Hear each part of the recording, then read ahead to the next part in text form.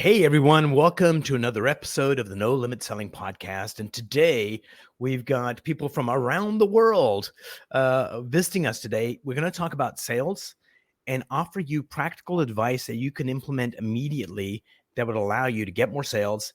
And the end result of that is you're making a customer happy because you're solving a problem. Before we get started, let's do a quick intro to the show. The No Limit Selling Podcast, where mindset meets sales and leadership. All right, everyone. First, I'd like to welcome Lyndsay. Lyndsay, where in the world are you? And why don't you give us like a 30-second who is Lyndsay introduction? Would love to. Thanks, Umar. I'm Lyndsay Dowd. I am the Chief Heartbeat Officer and founder of my company, Heartbeat for Hire. I'm a speaker, a founder, a coach, and a podcast host and an author.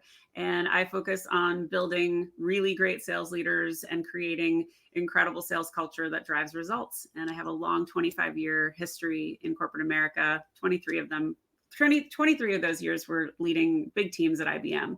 And I'm calling in from Boston. Superb. Welcome. Thanks. Thilaga, tell us about you. You're in India. Yes. I'm from India and I'm honored to be on the show, Umar. So I have total 20 years experience in B2B sales, industrial automation, aerospace and defense industries where I worked all these years. So I work as a sales director in Cruise, it's a French-based company. Also, I am a podcast host for Sell I Her, where we bring a lot of women sales leaders, talk about their sales journeys, their success, the challenges. Then also I written a book called Cumulative Selling. Also, I have a community where we build women in sales in India. Yeah. Superb. Welcome, Mark. Well, thank you for having me. I'm in a small town called Sevierville, Tennessee, which is in the Great Smoky Mountains. So Dolly Parton's town's right next to us, so most people know it for that. I've been a business coach, I think all my life, but I spent 35 years in corporate America, so I got a little more gray than Lyndsay does. But the last 21 years, I would say at the C level. So I reported to the CEO or presidents of the organizations I was a part of, always on the senior vice president of sales or titles like that, ran large sales teams. And I'm also an author of 8 books as well. So I think it keeps your mind healthy. I think Lyndsay would agree to challenge yourself for things like that as well. Absolutely. Welcome to the program. Thank you. Sales, plus or minus, we've got getting a face-to-face meeting or a Zoom meeting, that face-to-face contact with the client. It's doing the presentation, is handling the objections, is closing the account, and then it's like deepening into the account of getting referrals.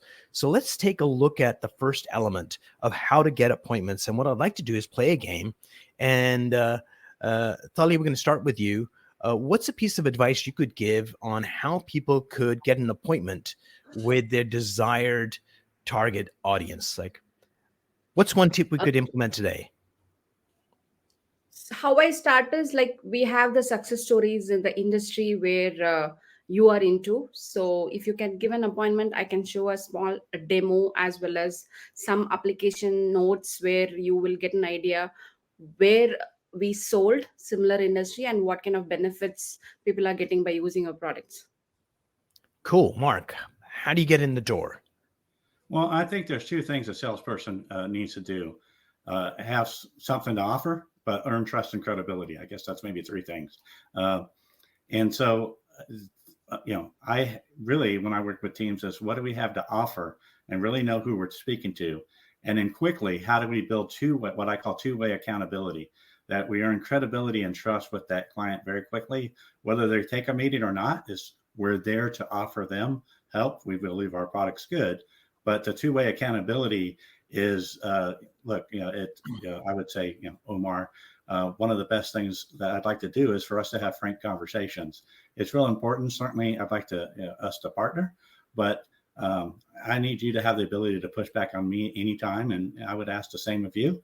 And anytime that if we schedule a meeting or a call, I'll be prepared. I would ask you to do the same. So there's a way to start building trust and credibility where they're like, you know what, this person's pretty, there goes my voice. This person's pretty professional and, opens the door. Finally, to be solutions oriented. Let's talk about, It's like, let's talk about your solution, understand their perspective. So, those are the keys to me. Superb. Lyndsay, what practical advice would you give to get that first conversation started? I start even more simply, and I use something called Show Me You Know Me. And Show Me You Know Me is essentially doing your homework on whoever it is you're going to be talking to. Check them out on LinkedIn, see where they're posting, see who they're following, see who you have mutual connections with, and figure out what are they interested in, what makes them get out of bed in the morning, and send that first outreach with some tidbit of your research. So if you know they went to University of Colorado at Boulder, you'd say, oh my God, how are you feeling about, Neon Dion being the coach now? You must be so excited. Making it personal, giving yourself that edge that you did your homework. And I will tell you, when I get pitch slapped all the time. And pitch slapping is when people don't do their homework and they sell you something right out the gate. It's a massive turnoff. I hate it. But when somebody comes to me and says, hey, I listened to your podcast. I love that episode with Sam Horn. What an incredible woman. And you did such a great job with her. Well, oh my gosh, you listened to me. You did your homework. You spent some time on my show. Now I want to talk to you. I want to know who you are. And when you start that way and you build that human connection, the rest comes easy. The trust, the conversations, and all of that. But then I have a whole next step. And that's, again, non-traditional. We're going to get to that really soon. So my piece of advice is this. One of the critical pieces of information you need is to get their mobile number. Yep. And one of the ways to do that, there is a service called True People Search in the US. You can put anybody's name in the US and they're going to give you their address and their mobile phone number. And getting that increases your chances of having a conversation. But before we go back to you, Thilaga, for your next tip on how to get that first appointment, let's have a quick conversation with our sponsor. If you're ready to let go of anxiety, let go of uncertainty, let go of doubt, Mindset Boosters gives you the ability to decide how you act and feel in any situation. Ready to take charge of your mindset? Go to mindsetboosters.com. So one of the things I did yesterday, that's my product, and it teaches salespeople and everybody else how to get a stronger mindset and overcome issues. Yesterday, we released that for free. So always free, always will be. And the goal is to get 10 million people to get a stronger mindset. And that's my mission in life. So Thilaga, what's another piece of advice on how to get that first appointment? Because if you don't have that first appointment, you're never going to close if you don't get that conversation. So what's something practical people can use to get someone to say, yes, I want to talk to you? So first I'll go through the company profile because it's mainly B2B sales. So I go through their website and see what are all the missions they manufacture and where our products goes, what kind of outcome they get by using the product, like if they can compact their missions or they can increase their productivity or they can reduce their manpower. So such informations I prepare first. Then during the call I would say, like, this is what this is going to bring. It's not that selling the features, selling the benefits, what they are going to get. So that way, first, if I call, it's mainly the reception. Then we connect to the design team. So the design team, however, whatever the language is so important, what language we talk to them according to their terminologies, using some words and giving them, these are all the products we have and this benefits is going to bring you if you are going to use it. So if you can show a little time so that we can prepare well to come with you to show the demo, because we have a kind of a product selling. What we do, it has an integrated drive. That's something USP what we have, which do not have, others do not have. So we start with USP and we start with the benefits. That's how we get the appointments. Okay, excellent. Mark, round two. Round two. Well, first, let me, Lyndsay, I loved your answer on the first one. I couldn't agree with you more about finding out about them. I do that with job interviews where I want to see that people researched us, right? And I want to utilize that technique where I told someone, you know what, I really like what your business does in the community. And they were like, really? And then we spoke about that. I slow my salespeople up. There's quick selling and there's long-term relationship selling, and I take pride that a lot of salespeople I trained are still in the business after 20 years, as well. So there's a habit number 5 of 7 habits of highly effective people. Seek first to understand, then be understood is exactly written that way because human nature teaches us we want to be understood first. And so instead of being quick to let me just tell you about our features, advantages, benefits, is let me find out about you. Tell me a little bit. I certainly understand you make cars, but tell me exactly what your organization does. Even if the title tells us everything, what challenges does that bring? Who would be your competitors in the industry? And really have those conversations. But with that, you got to have very good listening skills. It's what we call active listening. So I would sit by salespeople all day long and say, I want you to listen to me without thinking what you want to say next and rephrase what I said and ask if there's anything else that I missed. And then once you start listening good, you start asking better questions. Well, Omar, I see that I believe this is what you're telling me. Am I correct? Or is there anything else I missed? And then Omar, I noticed you mentioned these 2 things as well. Why are those important? Can you expand on that more? So that's just all part of the process. And I'm sure Lyndsay will hit this out of the park as well. Yeah, before we go to Lyndsay, just tying the 2 thoughts together, I think when you call someone, if you have a hypothesis of what's going on in their world, what their problems might be, and you have a guess of 2 or 3 of those, and very much, hey, a lot of our clients are saying they got, these kinds of problems, anything like that happening for you. And I like the listening part. The other part to add to it is when you actively listen, you can listen for those pauses and hesitations. Absolutely. And sometimes they carry more weight than what they tell you. It's like, it sounds like you hesitated for a second, Mark.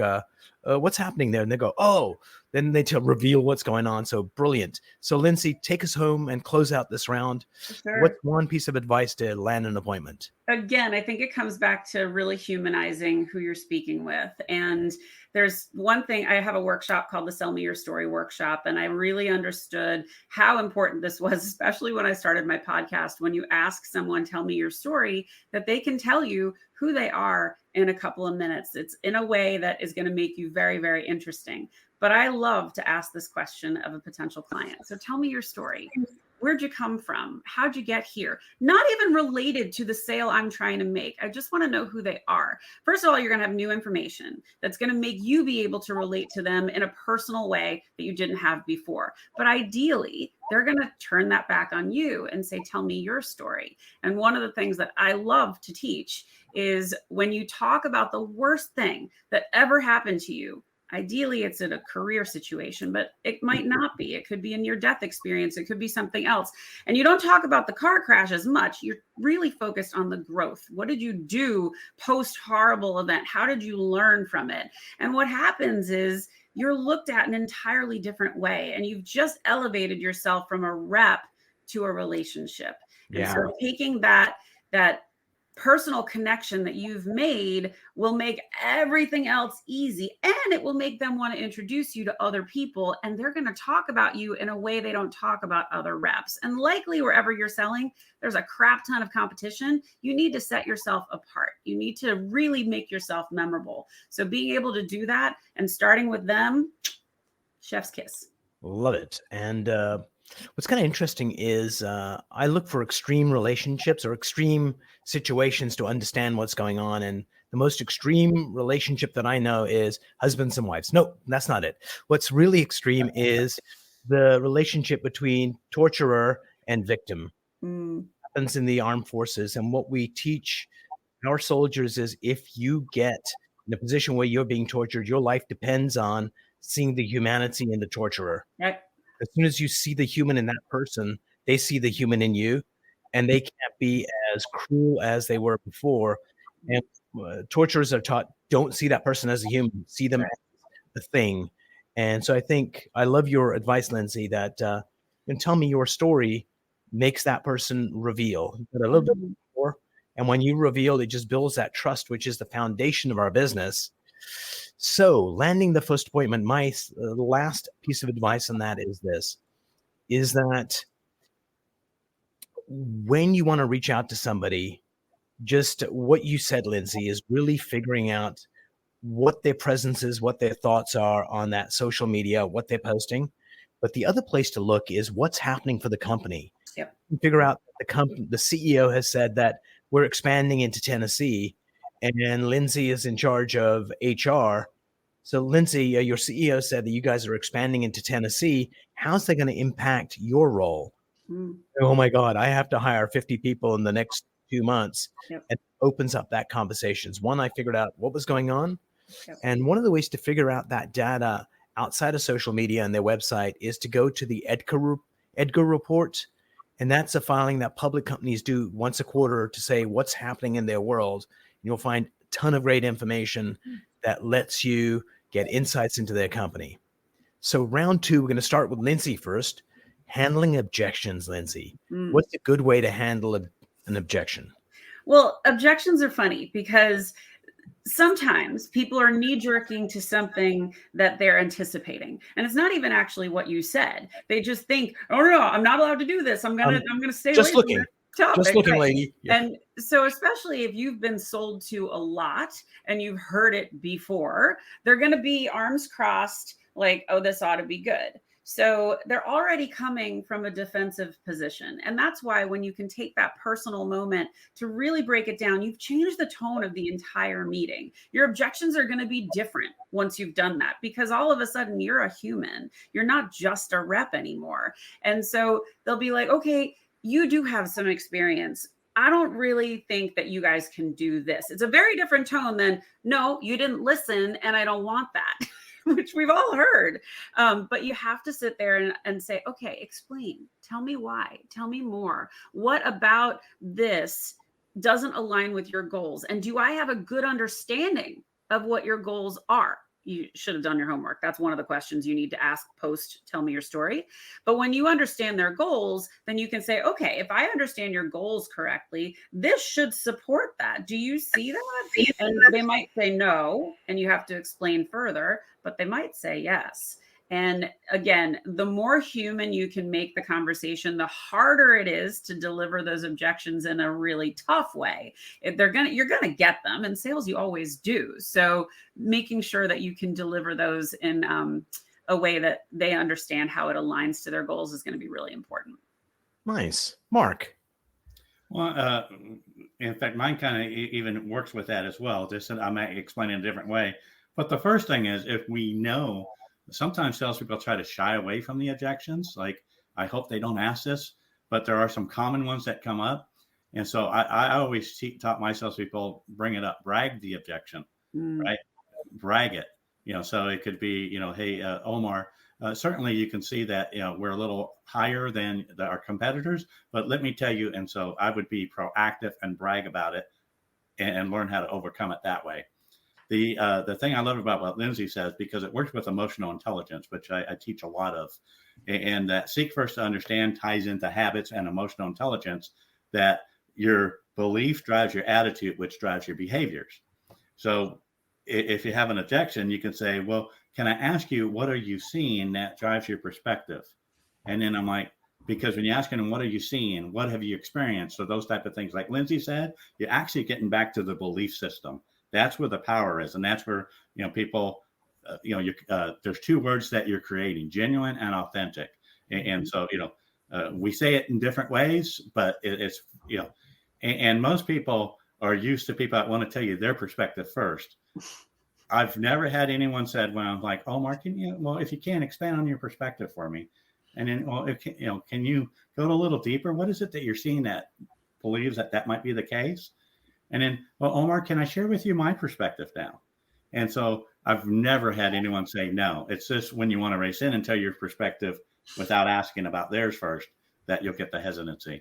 Reciprocity, absolutely. Mm-hmm. Thalia, how do you handle objections, or how do you train people to handle objections? So I talk about 4 A's here. 4A to handle the objections. First one is active listening. We have to listen what they say, because when they throw the objections, we should not be reactive. So we just first listen, active listening, and acknowledge. Like, we have to acknowledge, yes, I understand that there is an issue. I understand that you face such price issue, or quality issue, whatever, acknowledge. Then third one is ask questions. The more we ask questions, we understand better what are all the objections, whether the objections are real or fake. Hmm. The fourth A is analyze. Because when you analyze, whether he's really showing the objections or he just want to avoid placing an order on you.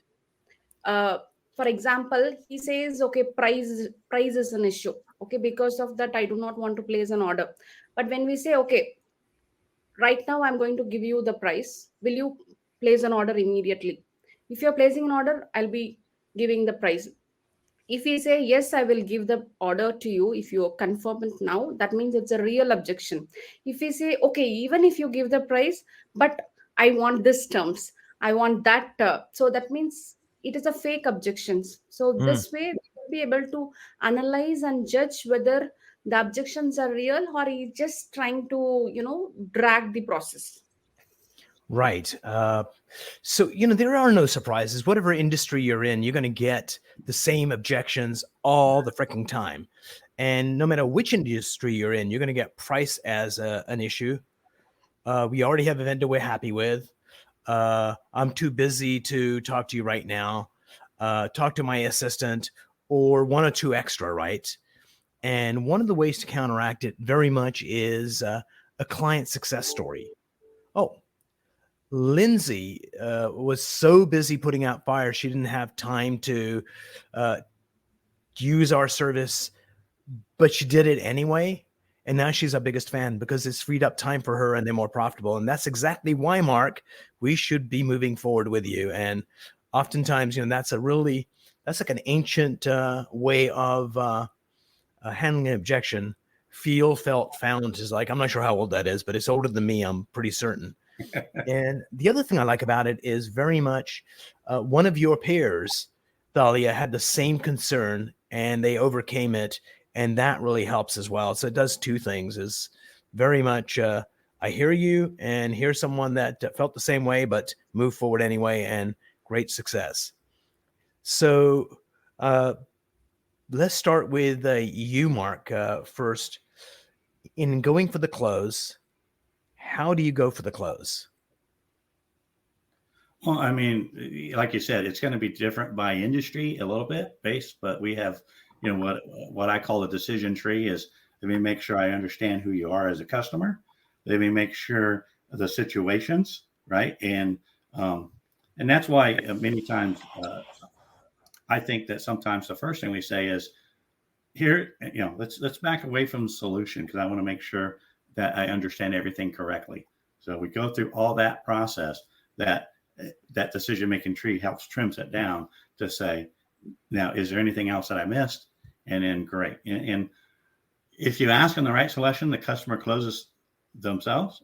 If one thing that helped me tremendously was early in my career, I was a turnaround specialist. So I would take over businesses that were having problems. And with that is a lot of customer complaints. And so I would take all customer complaints. If you learn how to overcome customer complaints, it's emotional intelligence, it's listening, it's all those. And, I think one thing that you just said there, one of the best customer complaints I had is when I asked, what does Holt Aggregate do? That was the name of the company. They explained, I'm like, oh, so it would, who would your competitors be? And they said, HP Zachary. And when I was able to say, oh, well, they do business with us. So understanding who they are, and then they would say, well, what does HP Zachary do? So sometimes too, that's where Lyndsay said, understanding who their competitors are. Sometimes you can, in a professional way, bring that in as well. But it's really not racing to the close, but following the process, taking a step back from the solution when you need to, when they're like, no, I'm not ready to move forward yet. So that's where let's step away from the solution and then let's find out what is the hesitation there. All right, excellent. Thalia, how do you Yeah. close? So for me, the closing happens, it starts from the beginning of the sales process, according to me. The closing stage is like it's mainly the remaining 50% is what we close. Half close must have already done during the sales process, like the way you respond, the way you build the relationship, and the way the trust is built with the customer. Then the half part is already closed. And in the end, it's mainly the negotiation plays an important role, because it is always win-win. Customer always wants to have certain discounts, have certain negotiations. None of the closing will happen without negotiation. So that's something you need to be prepared. What kind of a price game or terms and conditions game you can uh, do with your customers when you talk about the closing. It's always win-win, and telling what solutions you're going to put across and what benefits they are going to get. And that's how the closing happens. So be prepared, prepare well before the closing. What kind of objections he's going to raise, what kind of negotiation he may give. Accordingly, if you prepare, then the closing will happen easily. Lyndsay. I mean, to me, the whole sales process is reiterating goals. So let me just make sure I understand your goals. Okay, this is what we're driving towards. So if I did my job right, this is going to answer this goal. This will give you the things you need to look good, to measure success, to show up the best way possible. Have I done that? And ideally, you've done a really good job because you knew them, you understood their goals, and you were demonstrating that the entire way. The close should feel really natural. Nice. So one of the things I like to do is nobody buys anything unless there's a problem that's being solved. Yep. So they got a manufacturing problem or a pricing problem or whatever the problem is. So during the process, as we gather information and say, so what's going on, Mark? Like you're saying you're not able to find the right sales reps, and it's your turnover is every 3 months. So how's that impacting you? And Mark goes, oh my God, it's keeping me up at night. And each time we train a rep, it costs $20,000. And when they walk out of the door, we lose $20,000. Oh, what else is going on? The CEO thinks I'm an idiot. Well, how much is that costing you? So during that process, when I go for the close, it's like just summarizing. It's like, Lyndsay, if I understand this right, you said that it costs you $20,000 per rep, and you have 12 reps that leave every year. So that's $120,000 problem, right? Yep, that was your numbers. The CEO thinks that you're not doing a good job. What's that? What's the impact of that? So just summarize all the problems and the financial impact that they mentioned during the process. And it's like, well, it sounds like you got a $2 million problem. What would you like to do, Lyndsay? And then at that point, they're like, because a lot of people don't realize they know the individual pieces, but you as a salesperson, when you put them all together and go, this is a big, scary issue that you need to solve now, usually is, so my one is summarize and just go, what would you like to do? So before we part company today, Mark, we're going to let you go first again. Of course, right. So two quick things. One, what's something you want to share with the sales world that would be useful for them that we didn't ask on this program? And two, how can people get a hold of you? Well, I mean, the sales role is just be so open-minded to learn every day, right? I mean, I'm a values-driven person. So, and if you looked at my website, humility is the first value that I put forward. I always say the day I stop learning is the day I die. So hopefully I learn every day. So just be so open that you're not the greatest salesperson. I learn every day. People can get a hold of me at my website, markvillareal.com, or on LinkedIn as well. It shares my phone number and email there as well. So. Superb. Lyndsay. Oh, I mean, you can find me at my website, heartbeatforhire.com. I'm very, very active on LinkedIn. So, and I'm on all the socials. You can find me there. Come listen to my podcast. We've got all kinds of brilliant people talking about their stories of resilience with my lens on leadership and culture, all with a sales mindset. And then really in closing, it's all about the heart, being a heart-centered leader. And I say leader, whether you're an individual contributor or you are a leader. When you are leading with your heart and you are thinking that way, you will stay vulnerable, you will stay authentic, you will have a much more fulfilling life in your job, whatever it is, when you make those human connections. Really does make a difference. And just adding one more thing to what you said, Lyndsay, hard is where the courage is. Agreed. As well. Thank you for having me, Umar. I have to drop. I have a client waiting, so Okay, go do that. Go make some money. And Thalia, last piece of advice, and how can people get a hold of you? See, I want to give advice based on my book, Cumulative Selling. What I've written is RAISE formula, which is R for routines, A for action, I for integrity, S for sales, E for effective mindset. So all this put together, a cumulative results is what success in sales. So my advice is, do not just think that if you're expert in sales, you can go up the ladders. You also have to work upon your daily routines, your integrity, your mindset, and the day-to-day actions. So this is something you work upon all put together, which make you a successful person, both in professional as well as your personal life. That's my advice to all the sales professionals. And anyone who want to approach me, like Thilaga.com is the website where I post all the sales related blogs, as well as LinkedIn. I keep posting about sales. Thank you so much. Superb. Thanks, guys, for being on the show. It was went by really quickly. Lots of actionable advice. So thank you. And reconnect soon. Yeah, thanks for having us. Okay, stay on the line. We'll chat for a few minutes.